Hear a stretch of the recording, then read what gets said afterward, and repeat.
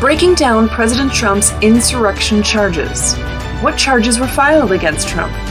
What did he do that they claim is criminal in nature? Why is the government and the media pushing so hard on the Trump insurrection narrative? I'm constitutional attorney Catherine Henry. For more than 20 years, I've been fighting for the underdog. But since COVID began, I've devoted all my time and efforts to fighting against government tyranny and educating and empowering the public. So welcome to our next episode of Restore Freedom Weekly. The left is pushing hard on that Trump insurrection narrative, but why?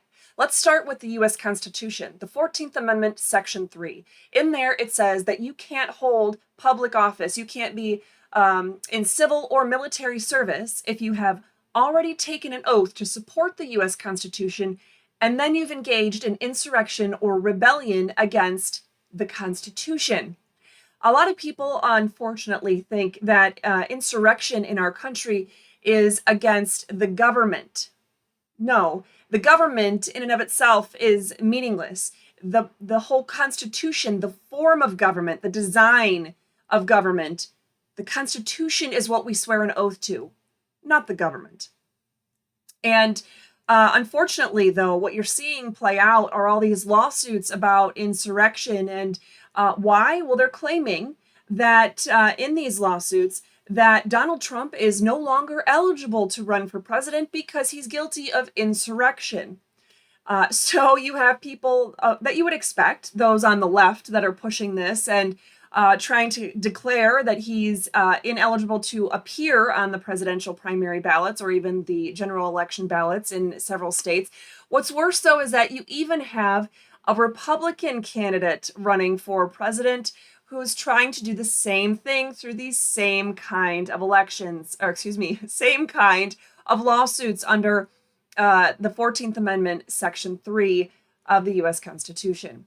Now, even if you look at Wikipedia, which is totally slanted, listen to what they say. Trump gave a speech in which he repeated false claims of election irregularities, and though he encouraged his supporters to march to the Capitol to peacefully make their voices heard, he also said, if you don't fight like hell, you're not going to have a country anymore. That's what they're hanging their hat on. That's what all of them are hanging their hat on, that he is somehow responsible for an insurrection, which did not occur. We've already talked about in the prior videos, but that he is responsible for an insurrection because of his words that day. Now, on August 1st, 2023, Trump was actually indicted on 4 charges. If you want to take a look at what those charges are, I have the URL for that appearing on the screen now, but I also will put it in the description of today's video. So you have this indictment, and it's quite an eyeful, I guess, an earful if you're having it read to you. It's a bunch of nonsense. I'm just going to put it that way. And we don't have much time, so I'm going to fly through what some of this stuff is, so buckle up. Count 1, conspiracy to defraud the U.S. by using dishonesty to obstruct the certification of the presidential election under 18 U.S.C. Section 371. Count 2, conspiracy to obstruct the certification proceeding of the presidential election under 18 U.S.C. 1512K. Count 3, obstruction of and attempt to obstruct an official proceeding, which, what is that? The presidential election certification proceeding. Under this, they're going 18 U.S.C. 1512C2. And count 4, a conspiracy against the right to vote and to have one's vote counted.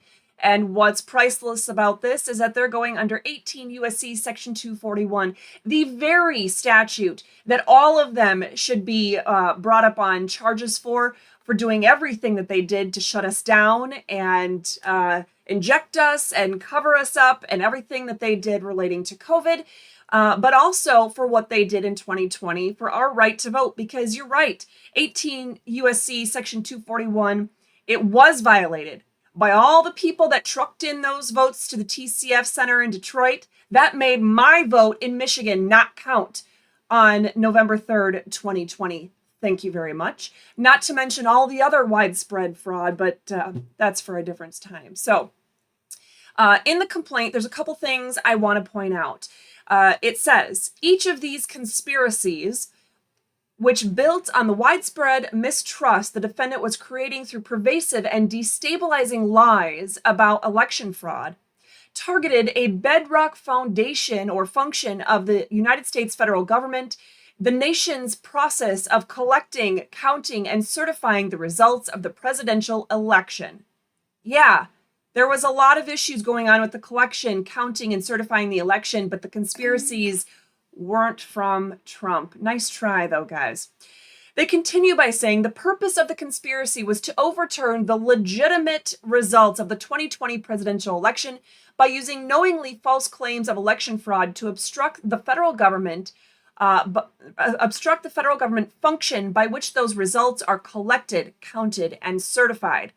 Now, it's strange because they're saying, well, he's guilty of this because he lied to the federal government, he lied to the people, and so therefore it's all these conspiracies to obstruct this process of properly counting the vote.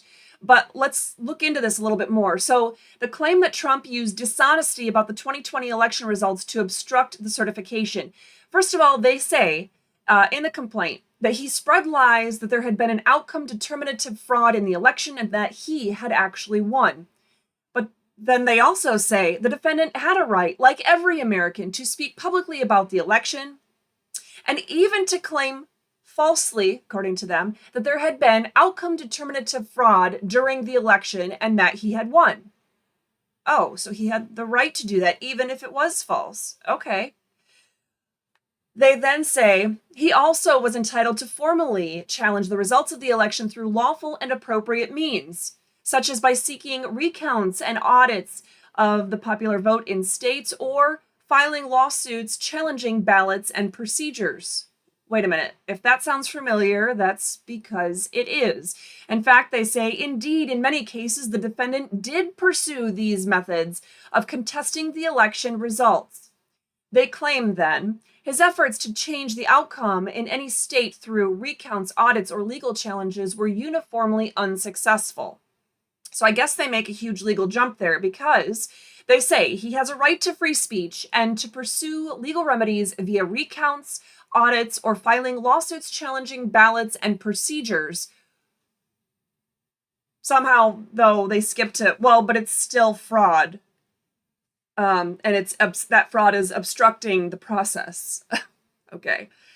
The thing is, though, he was prohibited from getting an actual trial on the merits of any of these fraud claims. I don't care if you're a leftist or a conservative, it doesn't matter. You can't deny the fact that there was no trial, there was no fact finder that got to be presented. All of the facts and all of the evidence, the witness testimony, the video, the cell phone records, all of that. None of that was presented to a fact finder who then got to have a full trial and determine whether fraud existed.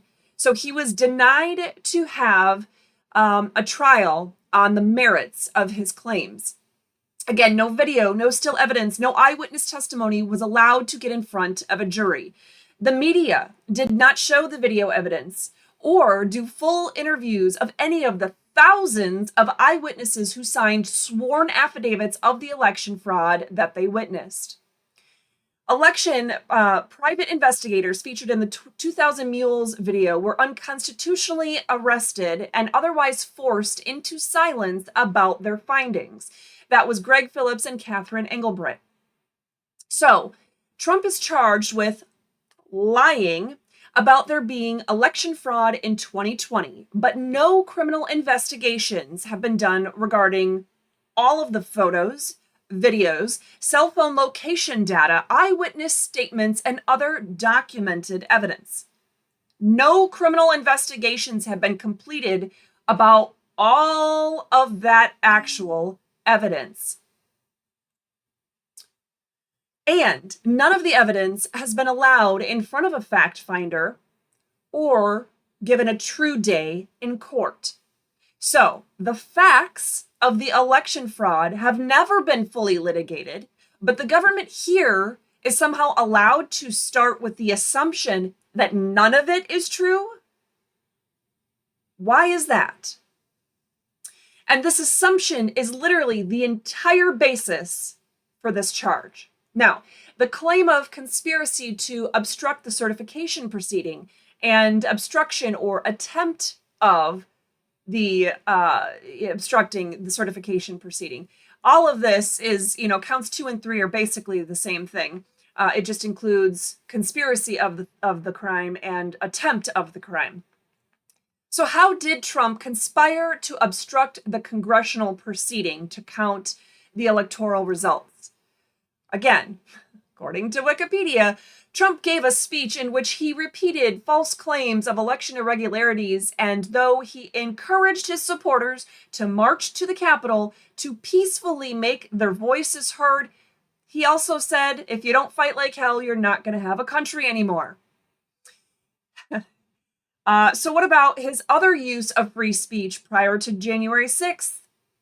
Was that part of how he obstructed the congressional proceeding? Or maybe it was his social media posts, because yes, he clearly obstructed an entire congressional proceeding by posting on Twitter. Or his legal team's work on recounts, audits, or other legal challenges. Somehow those were obstructing the congressional proceeding? Yeah, not seeing the tie here, guys.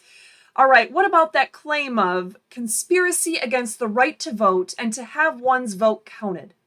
How did Trump conspire against anyone's right to vote or have their vote counted?